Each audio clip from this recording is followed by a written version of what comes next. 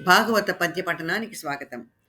పాంచభౌతికమైన భవనంబు దేహంబు పురుషుండు దీనిలో పూర్వకర్వవశమున ఒకవేళ వర్తించు దీపించు తరియైననొకవేళ తొలగిపోవు చెడునేని దేహంబు చెడుగాని పురుషుండు సెడడాతనికి చింత సేటు లేదు.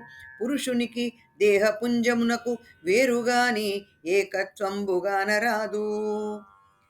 పంచభూతాలతో తయారైన ఈ దేహం ఒక భవనం వంటిది.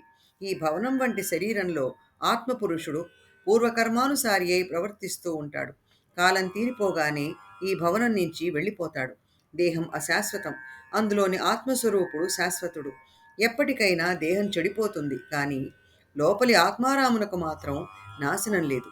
పురుషుడు దేహము వేరు వేరే గాని ఎప్పటికీ ఒక్కటి కాదు. కృష్ణార్పణ.